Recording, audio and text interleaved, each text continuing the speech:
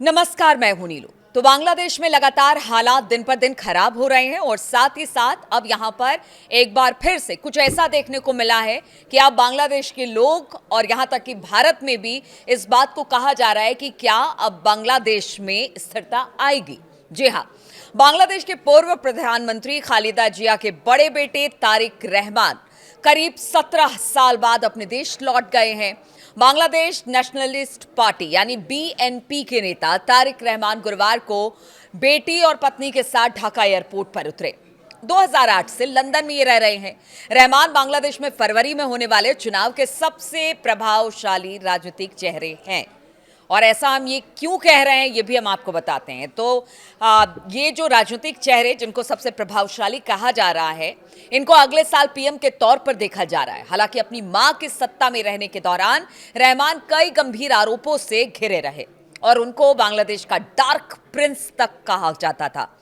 60 साल के तारिक रहमान बांग्लादेश के पूर्व प्रधानमंत्री खालिदा जिया और देश के पूर्व राष्ट्रपति जनरल जियाउर रहमान के सबसे बड़े बेटे हैं। रहमान को 2007 में भ्रष्टाचार विरोधी अभियान के दौरान गिरफ्तार किया गया था, जब सेना समर्थित अंतरिम सरकार सत्ता में थी। 2008 में कोर्ट ने उन्हें इलाज के लिए लंदन जाने की इजाजत देते हुए जमानत दी थी। इसके बाद से वो लंदन में ही रह रहे थे, यानी वो दोबारा नहीं लौटे, क्योंकि ढाका लौटने पर उनको मुकदमों और सजा का सामना करना पड़ता, इसलिए उन्होंने लौटना मुनासिब नहीं समझा।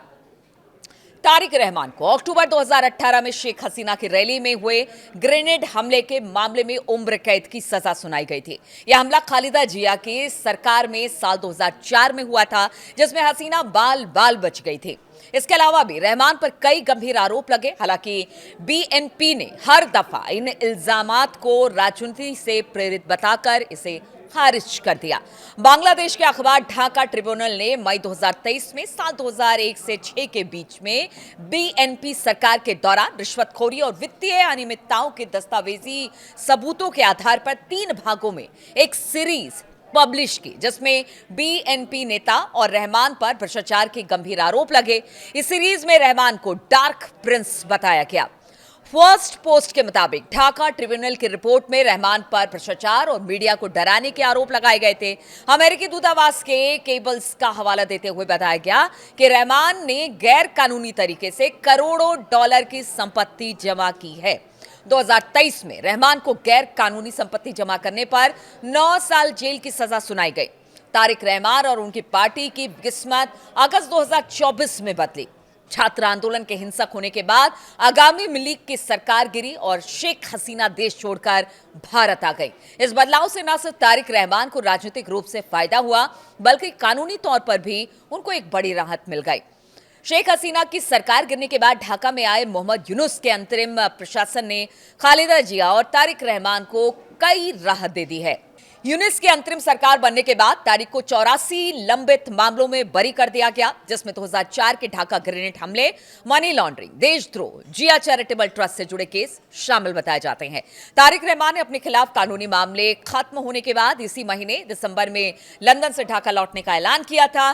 तारिक रहमान ने फरवरी में होने वाले इलेक्शन का जिक्र करते हुए कहा था कि वो एक ऐसा चुनाव है जिसका लोग इंतजार कर रहे हैं, मैं इससे खुद को दूर नहीं रख सकता, ढाका आ रहा हूं। और आज जब तारिक ढाका पहुंचे तो हम आपको बता दें कि जो भीड़ लोगों ने देखी, उससे तो यही लगता है कि अब आगे आने वाले दिनों में बांग्लादेश में सूरत हाल कुछ और होने वाला है। फरवरी में इलेक्शन है और जिस तरह से इस वक्त पूरा बांग्लादेश जल रहा है, हो सकता है कि इलेक्शन के बाद यहां पर स्थिरता देखने को मिले।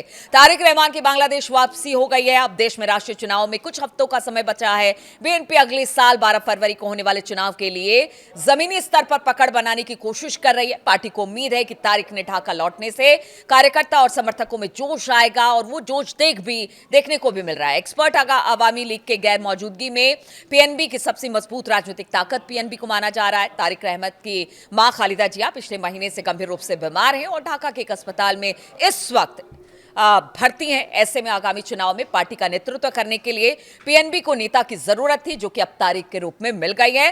तारिक को भरपूर समर्थन मिल रहा है, लेकिन तारिक का जो इतिहास रहा है उसको देखकर कितना बांग्लादेश की जनता उन पर विश्वास जताती है। क्योंकि देखिए, इस वक्त जो चीजें दिखाई दे रही है, इस वक्त जो उनके स्वागत में लोग लाखों लाख लोग सड़कों पर उतरे, उससे तो यही लगता है कि आगे आने वाले दिनों में शायद तारिक ही बांग्लादेश की तारीख को बदल सके।